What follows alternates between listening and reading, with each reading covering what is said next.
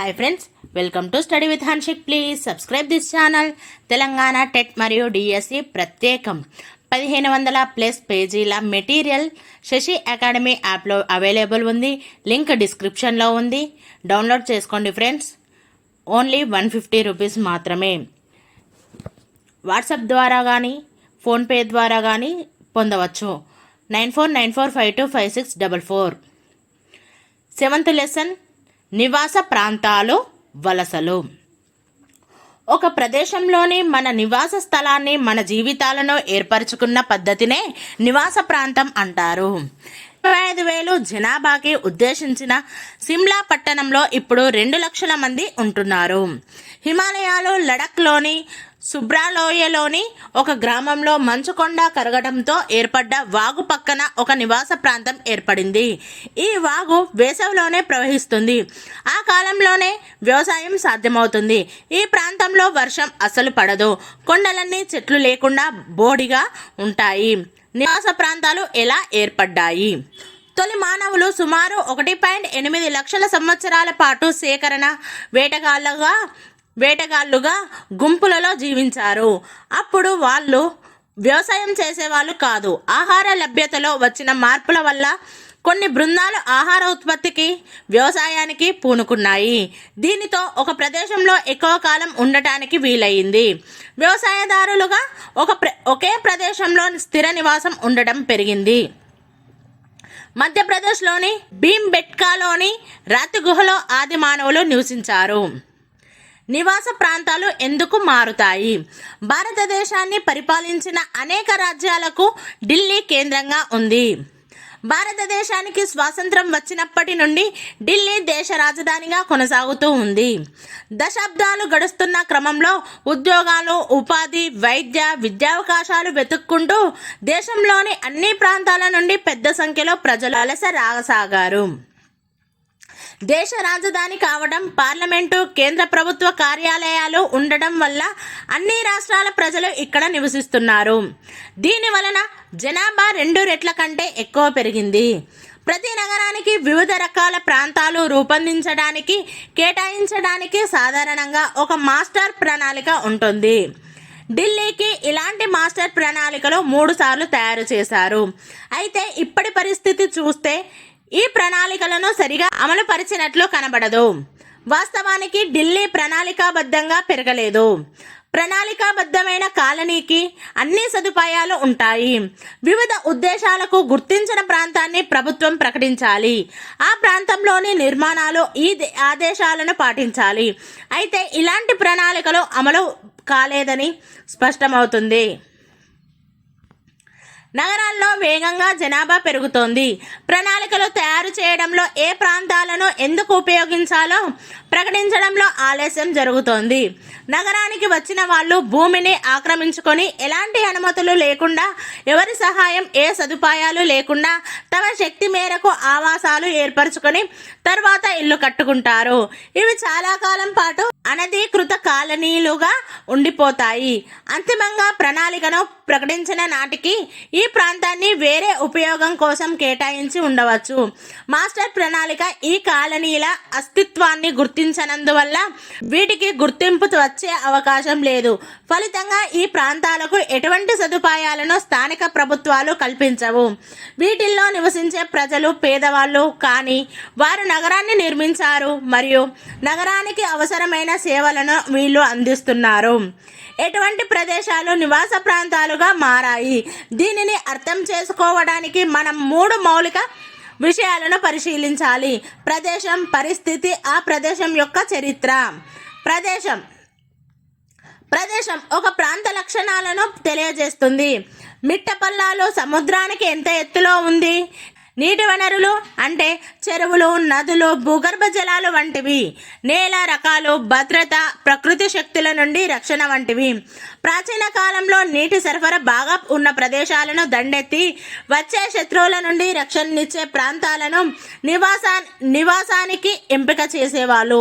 ఉదాహరణకు ఛత్రపతి శివాజీ మహారాష్ట్రలోని ప్రతాపగఢ్ వద్ద కోట కట్టాడు.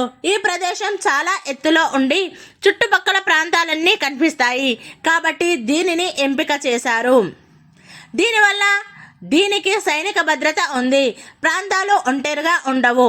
ఏదో ఒక విధంగా వాటికి ఇతర ప్రదేశాలతో సంబంధం ఉంటుంది. పరిస్థితి ఇతర ప్రదేశాలతో ఉన్న సంబంధాలను తెలియజేస్తుంది. ఉదాహరణకు విశాఖపట్నం తీర ప్రాంతంలో ఉండి భారతదేశం లోపల బయట అనేక ప్రదేశాలను కలుపుతుంది. గడిచిన దశాబ్ద కాలంలో విశాఖపట్నం జనాభా గణనీయంగా పెరిగింది. రేవు పట్టణంగా విశాఖపట్నానికి ఉన్న ప్రాముఖ్యత వల్ల ఈ ప్రగతి సంభవించింది. ఈ జనాభా పెరుగుదల ఆర్థిక సామాజిక అవకాశాలు పెరగటాన్ని కూడా సూచిస్తుంది. ప్రదేశం యొక్క చరిత్ర. విశాఖపట్నానికి ఒక సుదీర్ఘ చరిత్ర ఉంది. వలస పాలకుల కంటే ముందు అనేక వంశాలు విశాఖపట్నాన్ని పాలించాయి. 19వ శతాబ్దంలో ఈ పట్టణంపై ఆధిపత్యం కోసం బ్రిటిషు, ఫ్రెంచ్ దేశాలు నావికా యుద్ధానికి దిగాయి. రేవులు నిర్మించే అవకాశం ఉండటం వల్ల వలస పాలకులు తీర ప్రాంత ప్రదేశాలకు ఎంతో ప్రాముఖ్యతను ఇచ్చారు. ఈ రేవుల ద్వారా కొల్లగొట్టిన ముడి సరుకును వలస పాలకులు తమ దేశాలకు తరలించేవారు. ఆ విధంగానే ముంబై, చెన్నై వంటి నగరాలను వలస పాలకులు భారతదేశ సహజ వనరులను కొల్లగొట్టడానికి మరింత అభివృద్ధి చేశారు. భారతదేశ నివాస ప్రాంతాల స్థాయిలు. భారతదేశ జనాభా గణన శాఖ కొన్ని ప్రామాణికాల ఆధారంగా నివాస ప్రాంతాలను వర్గీకరిస్తుంది. విశాఖపట్టణ జనాభా సంవత్సరం జనాభా మార్పు శాతంలో 1901 సంవత్సరంలో జనాభా 40,892. 1911 సంవత్సరంలో జనాభా 43,414. మార్పు శాతం +6.2%. 1921 సంవత్సరంలో జనాభా 44,711. మార్పు శాతంలో +3.0%. 1931 సంవత్సరంలో జనాభా 57,303. మార్పు శాతం +28.2%. 1941 సంవత్సరంలో జనాభా 70,243. మార్పు శాతంలో +22.6%. 1951 సంవత్సరంలో జనాభా 1,08,042. మార్పు శాతంలో +53.8%. 1961 సంవత్సరంలో జనాభా 2,11,190. మార్పు శాతంలో +95.5%.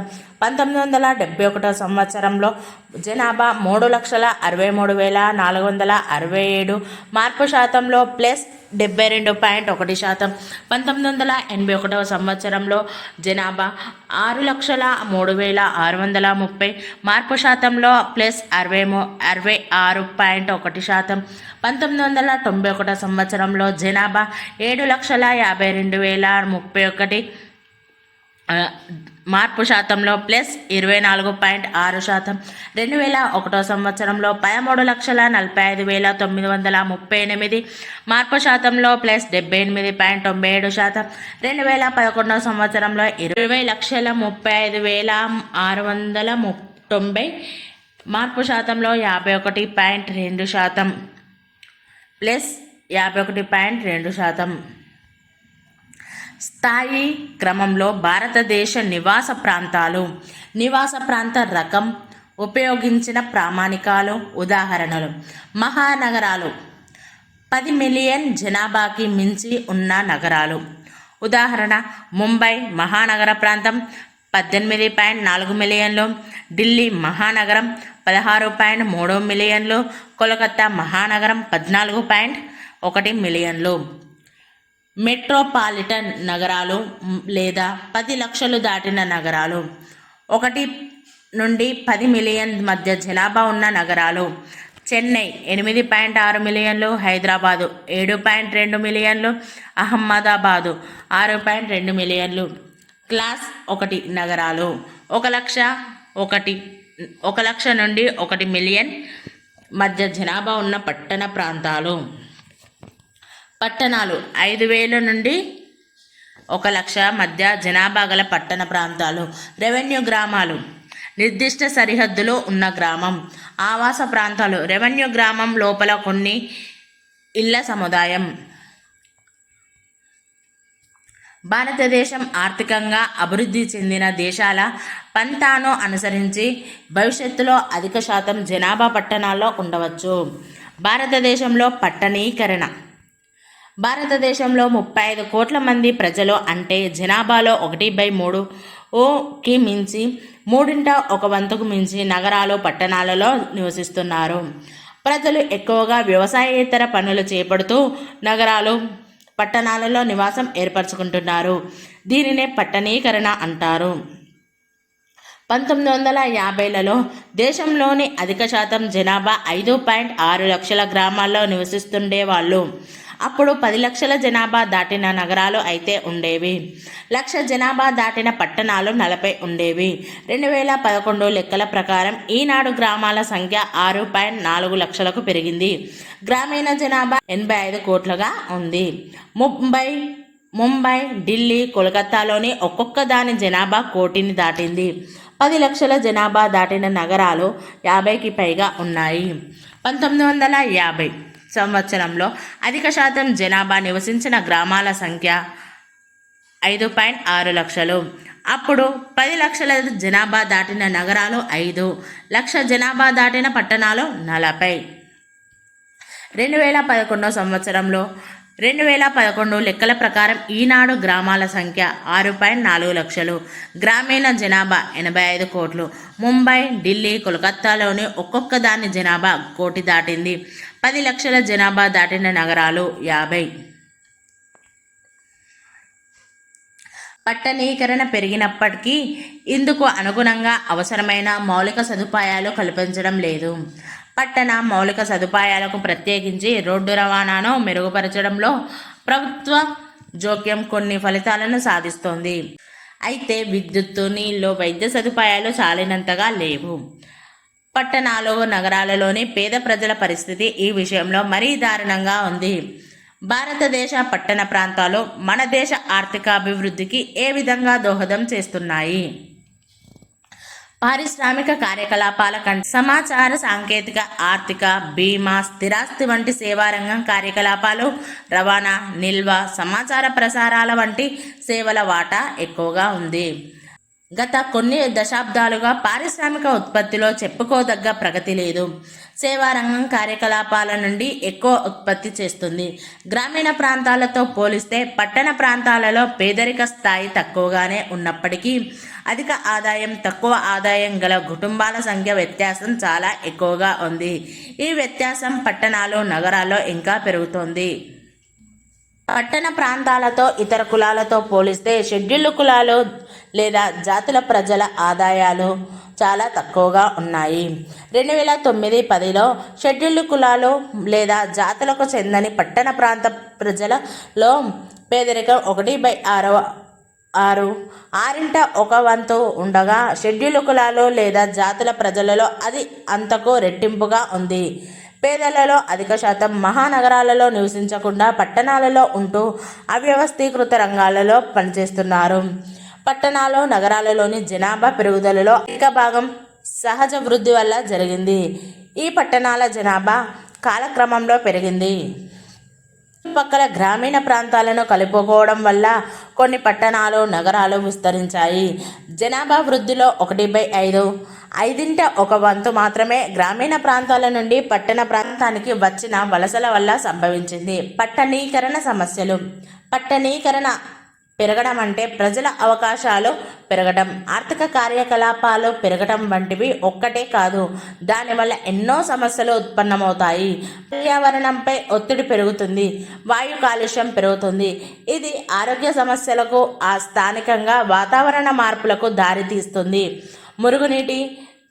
మురుగునీటి తొలగింపు సరిగా లేకపోతే అది ఎన్నో అంటువ్యాధులకు దారితీయవచ్చు. పట్టణీకరణ పెరగటంలోని ఒక సమస్య భూమిలో కలిసిపోని లేదా కుళ్ళిపోవడానికి ఎక్కువ సమయం పట్టే పదార్థాల వినియోగం పెరగడం. దీనివల్ల ఎంతో చెత్తను తొలగించాల్సి ఉంటుంది.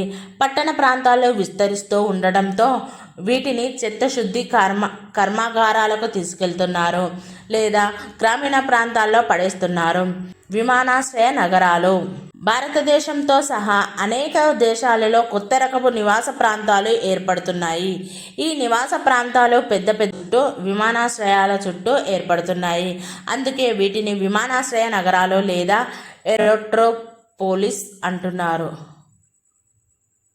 విమానాశ్రయ నగరాలలో విమానాశ్రయమే ఒక నగరంగా పనిచేస్తుంది. అనేక సదుపాయాలు ఇక్కడ కల్పిస్తారు. హోటళ్ళు, దుకాణాలు, వినోదం, ఆహారం, వ్యాపార సమావేశాలు వంటివి. ఇతర ప్రాంతాల నుండి ప్రజలు విమానాల్లో వచ్చి తమ పనులు పూర్తి చేసుకొని వెళ్ళిపోతారు. ట్రాఫిక్ వంటి సమస్యలు ఏమీ లేకుండా ఇక్కడ నగరంలోని సదుపాయాలు అన్నిటినీ పొందుతారు. భారతదేశంలో రూపుదిద్దుకుంటున్న విమానాశ్రయ నగరాలు కొన్ని: కెంపెగౌడ అంతర్జాతీయ విమానాశ్రయం బెంగళూరు, ఇందిరాగాంధీ అంతర్జాతీయ విమానాశ్రయం ఢిల్లీ, రాజీవ్ గాంధీ అంతర్జాతీయ విమానాశ్రయం హైదరాబాద్.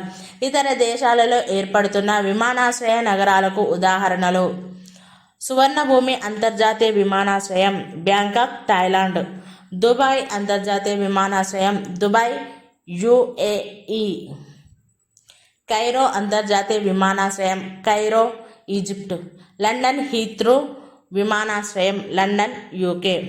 భారతదేశంలో ఒక నివాస ప్రాంతం పెరగడానికి ఆ ప్రాంత చరిత్ర, భౌగోళిక పరిస్థితులు ఒక కారణమైతే ప్రజలు వలసలు వెళ్ళడం కూడా ఆ ప్రాంత పట్టణ విస్తీర్ణం పెరగడానికి కారణమవుతుంది. వలసలు ప్రజలు విద్య, ఉపాధి, మెరుగైన అవకాశాల కోసం వివిధ ఆర్థిక, సామాజిక, రాజకీయ కారణాల వల్ల ఇతర ప్రాంతాలకు వెళ్ళడాన్ని వలస అంటారు. ఒక వ్యక్తిని వలస వెళ్ళిన వాళ్ళుగా గుర్తించడానికి జనాభా గణన వాళ్ళు 2 ప్రామాణికాలను ఉపయోగిస్తారు. జన్మస్థానం, ఒక వ్యక్తి పుట్టిన ప్రదేశం, ఇంతకుముందు నివాసం ఉన్న స్థలం, ఒక వ్యక్తి 6 నెలలు లేదా అంతకు మించి ఎక్కువ కాలం పాటు ఉన్న ప్రదేశం. భారతదేశంలో 2011 జనాభా లెక్కల ప్రకారం 30.7 కోట్ల మంది వలస వెళ్లారు. ఆడవాళ్లలో వలస వెళ్ళడానికి వివాహం ప్రధాన కారణం కాగా, మగవాళ్లలో ఉపాధి లేదా ఉపాధి కోసం అన్వేషణ ప్రధాన కారణం. జనగణన సర్వేలో ప్రజలు వలసకు కారణాలుగా పేర్కొన్నవి: ఉన్న ఊరిలోని ఉపాధి అవకాశాలపై అసంతృప్తి, విద్యకు మెరుగైన అవకాశాలు, వ్యాపారంలో నష్టాలు, కుటుంబ తగాదాలు, కాలానుగుణ తాత్కాలిక వలస. జాతీయ జనాభా గణన ప్రకారం భారతదేశంలో ప్రతి 4వ వ్యక్తి వలస వచ్చిన వాళ్ళే. 2001 నుండి 2011లో వలస పెరిగింది, కానీ 1980ల కాలంలో పెరిగినంతగా కాదు. వలసలు రాష్ట్రం లోపల ఉండవచ్చు, మరొక రాష్ట్రానికి అయి ఉండవచ్చు. గ్రామీణ ప్రాంతం నుండి పట్టణ ప్రాంతానికి ఉండవచ్చు. గ్రామీణ ప్రాంతాల నుండి గ్రామీణ ప్రాంతాలకు వలస కూడా పెరిగింది. ఇలా వెళ్ళే వలసలు సాధారణంగా 6 నెలలలోపు ఉంటాయి. కాబట్టి దీనిని జనాభా గణన గణాంకాలు బింబించకపోవచ్చు. జాతీయ సర్వేలలో వలస వెళ్ళిన వ్యక్తి అనే పదానికి ఉన్న నిర్వచన పరిమితి వల్ల తాత్కాలికంగా వలస వెళ్ళే వాళ్ళ సంఖ్య తక్కువగా చూపించబడుతుంది. గ్రామాల నుండి గ్రామాలకు వలస. దేశంలో పంచదారను ఉత్పత్తి చేసే ప్రముఖ రాష్ట్రాలలో మహారాష్ట్ర కూడా ఒకటి. ఇక్కడ మొత్తం 186 సహకార చక్కెర కర్మాగారాలు ఉన్నాయి. కోయినా ఆనకట్ట కట్టిన తర్వాత 1970 దశాబ్ద ఆరంభం నుండి ఇక్కడ పెద్ద ఎత్తున చెరకు సాగు చేయడం మొదలుపెట్టారు. ఒక అంచనా ప్రకారం ప్రతి సంవత్సరం చెరకు నరకడానికి మధ్య మహారాష్ట్ర నుండి పశ్చిమ మహారాష్ట్రకు 6,50,000 కూలీలు వలస వెళ్తారు. దీంట్లో పాఠశాల వయసు అయిన 6 నుండి 14 సంవత్సరాల పిల్లలు 2 లక్షల దాకా ఉంటారు. గ్రామీణ ప్రాంత కార్మికులలో అధిక శాతం తక్కువ కాలానికి, ప్రత్యేకించి గ్రామీణ ప్రాంతాలలోనే సంక్షోభ పరిస్థితుల వల్ల వలస వెళ్తారు. గ్రామీణ కార్మికులపై జాతీయ కమిషన్ 1990లలో ఇచ్చిన నివేదికలో అసమాన అభివృద్ధి, ప్రాంతాల మధ్య అసమానతలు కాలానుగుణ వలసలకు కారణమని పేర్కొంది. గ్రామీణ ప్రాంతాల నుండి పట్టణాలకు వలస. గ్రామీణ ప్రాంతాలలో తగినన్ని ఉపాధి అవకాశాలు లేనందున, గ్రామీణ ఉపాధిలో తగినంత ఆదాయం లేనందున ప్రజలు ప్రధానంగా గ్రామీణ ప్రాంతాల నుండి పట్టణ ప్రాంతాలకు వలస వెళ్తున్నారు. అంతర్జాతీయ వలసలు. ఐక్యరాజ్య సమితి అభివృద్ధి కార్యక్రమం UNDP ప్రకారం 20 కోట్ల అంతర్జాతీయ వలస వ్యక్తుల్లో 7 కోట్ల కంటే తక్కువ మంది ఒక అభివృద్ధి చెందుతున్న దేశం నుండి మరొక అభివృద్ధి చెందుతున్న దేశానికి వలస వెళ్తున్నారు. భారతదేశం నుండి అంతర్జాతీయ వలసలు 2 రకాలు. మొదటి రకం సాంకేతిక నైపుణ్యం, వృత్తి అనుభవం ఉన్న వ్యక్తులు అమెరికా, కెనడా, ఇంగ్లాండు, ఆస్ట్రేలియా వంటి అభివృద్ధి చెందిన దేశాలకు వలస వెళ్తున్నారు. ఐటీ నిపుణులు, డాక్టర్లు, మేనేజ్మెంట్ నిపుణులు ఈ రకానికి ఉదాహరణ. 1950లో 1960లలో కెనడా, ఇంగ్లాండ్కు వలస వెళ్ళిన భారతీయుల ఎక్కువ మంది ఏ నైపుణ్యం లేని వాళ్ళు కాగా, తర్వాతి సంవత్సరాలలో ఎక్కువగా వృత్తి నిపుణులు ఈ దేశాలకు వెళ్తున్నారు. ఇటీవల కాలంలో భారతదేశం వృత్తి నిపుణులు జర్మనీ, నార్వే, జపాన్, మలేషియా వంటి దేశాలకు కూడా వలస వెళ్తున్నారు. 1950లలో అభివృద్ధి చెందిన దేశాలకు సంవత్సరానికి 10,000 మంది వలస వెళ్ళగా 1990లలో ఈ సంఖ్య 60,000కు పెరిగింది. రెండవ రకం వలసలు చమురు ఎగుమతి చేస్తున్న పశ్చిమ ఆసియా దేశాలకు తాత్కాలిక ఒప్పందాలపై వలస వెళ్తున్న నైపుణ్యం లేని, కొంత నైపుణ్యం ఉన్న పనివాళ్ళు. వలస వెళ్ళిన దేశాలలోని పరిస్థితిని బట్టి కొంతకాలం తర్వాత ఇలా వలస వెళ్ళిన వాళ్ళంతా తిరిగి వస్తారు. భారతదేశం నుండి పశ్చిమాసియాకు వెళ్తున్న 30 లక్షల వలస వ్యక్తులలో ఎక్కువ మంది సౌదీ అరేబియాకి, UAEకి వెళ్తున్నారు. ప్రతి సంవత్సరం పశ్చిమాసియాకు 3 లక్షల కార్మికులు వలస వెళ్తున్నారు. పశ్చిమాసియాకి వలస వెళ్తున్న కార్మికులలో 3/5 వంతు 3 కేరళ, తమిళనాడు, ఆంధ్రప్రదేశ్ మరియు తెలంగాణ రాష్ట్రాలకు చెందినవారు. ఈ వలస కార్మికుల్లో అధిక శాతం భవన నిర్మాణం, మరమ్మతుల నిర్వహణ, సేవలు, రవాణా, టెలికమ్యూనికేషన్ రంగాలలో పనిచేస్తున్నారు. ప్రజలు వలస వెళ్ళినప్పుడు ఏమవుతుంది? వలస వెళ్ళిన వారిలో నైపుణ్యం లేనివారు మరియు కాయ కష్టం చేసేవారు తరచుగా కష్టం ఎదుర్కొంటారు. గనులు, ఇటుక బట్టీలు, నిర్మాణ పనుల్లో పని వల్ల చర్మ వ్యాధులు, ఊపిరితిత్తుల వ్యాధులకు లోనవుతారు. భారతదేశంలోని కొన్ని ప్రాంతాలలో 1/3 వంతు, 1/3 వంతు కుటుంబాలు వలస సభ్యులు పంపించే డబ్బుపై ఆధారపడి ఉన్నాయి. అంతర్జాతీయ వలసల పర్యవేక్షణ భారతదేశీయులు విదేశాలకు వలస వెళ్ళి పనిచేయటాన్ని వలసల చట్టం 1983 అన్న భారతదేశ చట్టం పర్యవేక్షిస్తుంది. పని నిమిత్తం వెళ్ళే వాళ్ళ ప్రయోజనాలను కాపాడడానికి ఇది కొన్ని షరతులను విధిస్తుంది. వివిధ దేశాలలో భారత ప్రభుత్వం ఏర్పాటు చేసిన దౌత్య కార్యాలయాలు వలసల చట్టంలో పొందుపరిచిన విధంగా చట్టపర విధానాలను పాటించి అంతర్జాతీయ వలస కార్మికుల సంక్షేమాన్ని కాపాడాల్సి ఉంటుంది. 2007-8లో భారతదేశంలో స్వల్పకాల వలసదారుల సామాజిక నేపథ్యం షెడ్యూల్డ్ కులాలు 19%, షెడ్యూల్డ్ తెగలు 23%, ఇతర వెనుకబడిన తరగతులు 40%, ఇతరులు 18%. Thank you friends. ఈ వీడియో కనుక నచ్చినట్లయితే లైక్ చేయండి, షేర్ చేయండి, కామెంట్ చేయండి అండ్ సబ్స్క్రైబ్ చేయండి. Thank you all.